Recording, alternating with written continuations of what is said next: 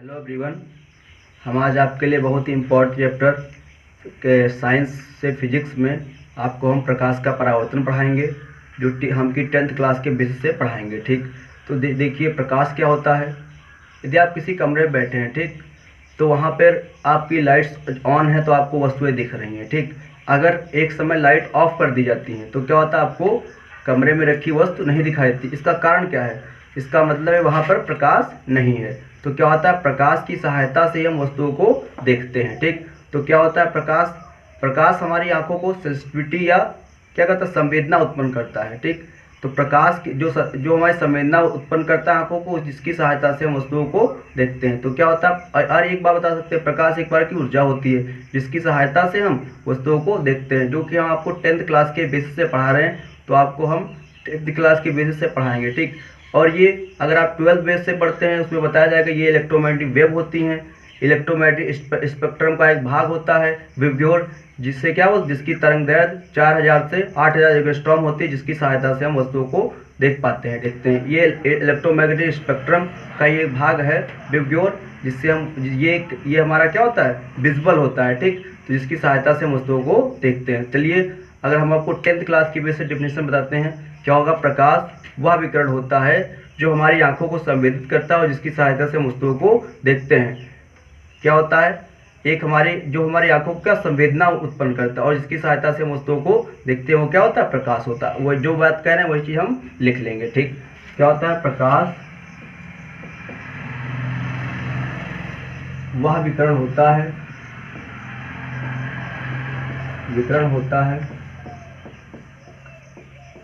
जो हमारी आँखों को संवेदित करता है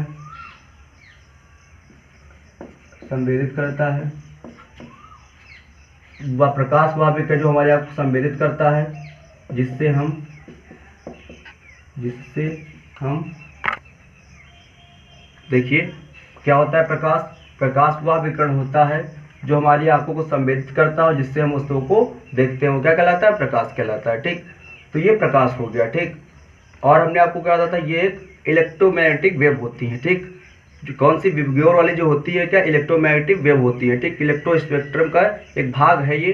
आप 12th क्लास में रे ऑप्टिक्स पढ़ेंगे, जिसमें आपको पूरी जानकारी आपको दी जाएगी। ठीक, लेकिन जो 10th क्लास का बेसिस है तो वहाँ पर यही इसकी डेफिनेशन है। ठीक, एक और डेफिनेशन आती है, प्रकाश क्या है, एक प्रकार की ऊर्जा है जिससे हम जो हमारी आंखों को संवेदना पहुंचाता है और जिसकी सहायता से वस्तुओं को देखते हैं, वो भी क्या होता है, प्रकाश होता है। ये दूसरी डेफिनेशन है। और एक ये भी डेफिनेशन है, प्रकाश वह विकिरण है जो हमारी आंखों को संवेदित करता है, जिसकी सहायता से हम वस्तुओं को देखते हैं। ठीक, देखिए अब आते हैं इसकी प्रॉपर्टीज क्या होती हैं, यानी गुण क्या होते हैं। तो क्या है, प्रॉपर्टीज ऑफ लाइट। क्या है, प्रॉपर्टीज ऑफ लाइट, यानी प्रकाश के गुण क्या होते हैं। प्रकाश नंबर 1, प्रकाश सदैव सीधी रेखा में चलता है। प्रकाश सदैव किसमें चलता है, सीधी रेखा में चलता है। नंबर 2, प्रकाश को चलने में किसी माध्यम की आवश्यकता नहीं होती है। क्या होती है, प्रकाश को चलने में किसी माध्यम की आवश्यकता नहीं होती है। इसका मतलब क्या हुआ, प्रकाश जैसे वायु जो हम अगर ध्वनि होती है, अगर हम बोलते हैं तो ये क्या होते हैं, हमारे वातावरण में वायु के कण होते हैं, जिसकी सहायता से हम बोलते हैं। अगर हम कुछ बोलते हैं तो वायु के कण उसको क्या करते हैं, कैरियर करते हैं और दूसरे के व्यक्ति के कानों तक पहुंचाते हैं। तो क्या होता है, जो ध्वनि है उससे किसकी जरूरत, वायु मीडियम की आवश्यकता है, तो वायु। लेकिन जो प्रकाश को चलने में किसी भी मीडियम की आवश्यकता नहीं होती है। तीसरा नंबर, अब माध्यम की आवश्यकता नहीं होती तो क्या हो जाएगी, प्रकाश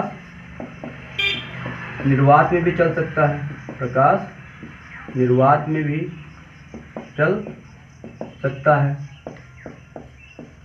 क्या होता है, प्रकाश निर्वात में भी चल सकता, क्योंकि जब इसको किसी मीडियम की आवश्यकता नहीं होगी तो क्या होगा, प्रकाश निर्वात में भी चल सकता है। नंबर 4, अब देखिए प्रकाश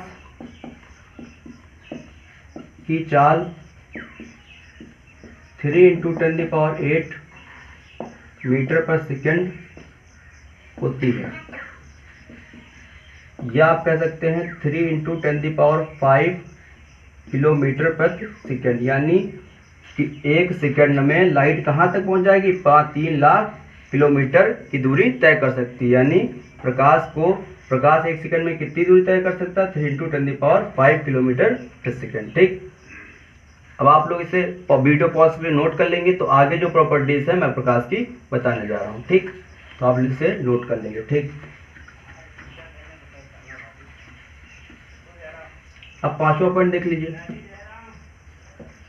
क्या होती है, प्रकाश की तरंग दैर्ध्य 3900 एंगस्ट्रॉम से 8000 एंगस्ट्रॉम के बीच होती है। किसी आपको बुक में ये 4000 दिखेगा, 4000 से 8000 एंगस्ट्रॉम के बीच में होती तरंग दैर्ध्य। ठीक, नंबर 5 देख लीजिए, प्रकाश चिकने व चमकदार सतहों पर प्रकाश का चिकने और चमकदार सतहों पर प्रकाश का परावर्तन होता है, परावर्तन होता है। एक चीज हम भूल गए लिखने को, प्रकाश किसके रूप में चलता है, विद्युत चुम्बकीय तरंगों। आपको मैंने पहले बताया था प्रकाश किसके रूप में चलता है, विद्युत चुम्बकीय तरंगों के रूप में चलता है। ठीक, तो 5वां पॉइंट हमारा क्या हो जाएगा, 6ठा पॉइंट हमारा क्या हो जाएगा, प्रकाश विद्युत चुम्बकीय तरंगों के रूप में चलता है। क्या होता है, प्रकाश चुंबकीय, क्या होता है, प्रकाश विद्युत चुम्बकीय तरंगों के रूप में चलता है। तो हमने आपको क्या बताया, प्रकाश किसके रूप में चलता है, विद्युत चुम्बकीय तरंगों के रूप में चलता है। ठीक, तो ये कुछ प्रकाश की क्या थी, प्रॉपर्टीज थी। ठीक, तो अगला हम आपको पढ़ाएंगे प्रकाश का परावर्तन क्या होता है। ठीक, सबसे पहला फिर से समझ लीजिए, प्रकाश क्या होता है। प्रकाश एक प्रकार की ऊर्जा होती है जो हमारे आंखों को संवेदना पहुंचाती है और जिसकी सहायता से वस्तुओं को देखते हैं। दूसरी डिफिनेशन हमने आपको क्या बताई थी, प्रकाश वह विकिरण है जिसकी सहायता से जो हमारी आंखों को संवेदना पहुंचाता है और जिसकी सहायता से वस्तुओं को देख पाते हैं या डिफरेंट ऑब्जेक्ट को देख पाते हैं, उसे क्या कहते हैं, प्रकाश।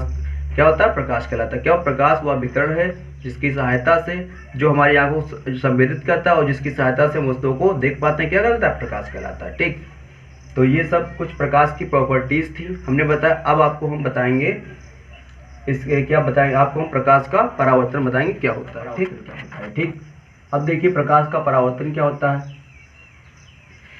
हमने अभी आपको बताया था चिकने और चमकदार सतह पर क्या होता है, प्रकाश का परावर्तन होता है। ठीक, देखिए रिफ्लेक्शन ऑफ लाइट क्या होता है। ठीक, जब प्रकाश किसी चिकने या पॉलिशदार सतह पर पड़ता है और पुनः प्रकाश जब किसी चिकने या पॉलिशदार सतह पर पड़ता है तो क्या होता है, प्रकाश उसी माध्यम में वापस लौट जाता है। इसे क्या कहते हैं, प्रकाश का परावर्तन। क्या होता है प्रकाश का परावर्तन, जब प्रकाश की चिकने या पॉलिशदार सतह पर पड़ता है और टकराने के पश्चात कि उस चिकने चमकदार सतह पर टकराने के पश्चात पुनः उसी माध्यम में वापस लौट जाता है। इस घटना को हम क्या बोलते हैं, प्रकाश का परावर्तन बोलते हैं। जो बोला वही हम लिख देंगे। क्या होता है, जब प्रकाश किसी चिकने व चमकदार सतह पर पड़ता है, जब प्रकाश की चिकने या चमकदार सतह पड़ता है तो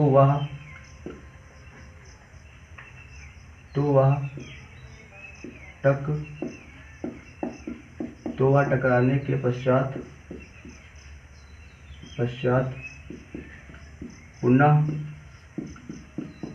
उसी माध्यम में लौट जाता है। इस घटना को प्रकाश का परावर्तन कहते हैं।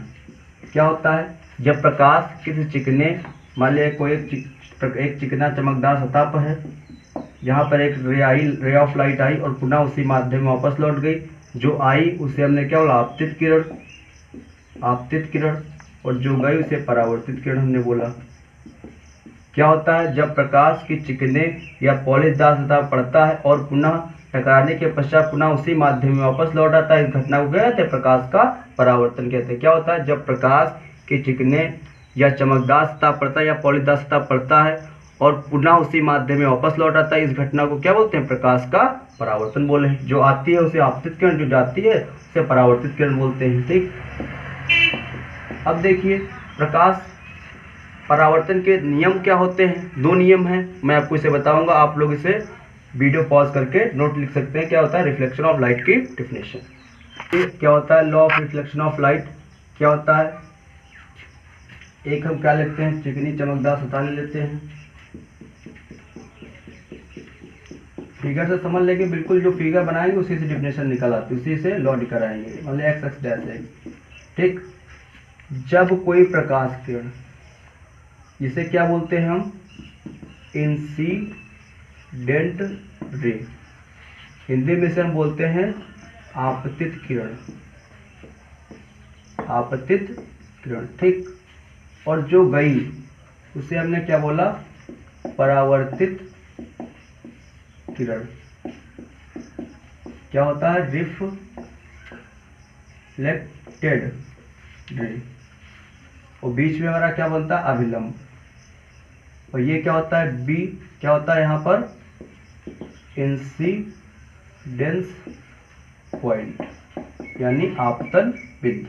क्या बोलते हैं इसे, आपतन बिंदु बोलते हैं। क्या बोलते हैं, आपतन बिंदु।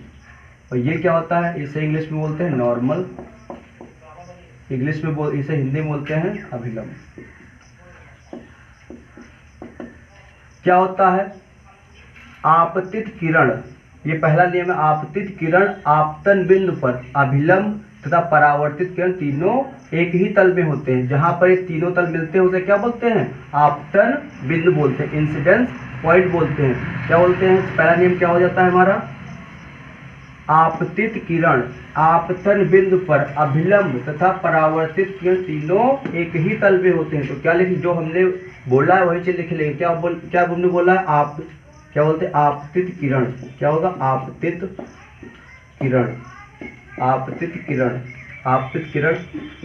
आपतन बिंदु पर अभिलंब तथा परावर्तित किरण तीनों एक ही तल में होते हैं। अब देखिए, इसने और अभिलंब के बीच एक एंगल बनाया जिसे हम आई बोलते हैं, इसे हम इंसिडेंस एंगल बोलते हैं। ये क्या होता है, आर रिफ्लेक्टेड एंगल होता है। ठीक, तो क्या होता है, दूसरा नियम क्या होता है, आपतन कोण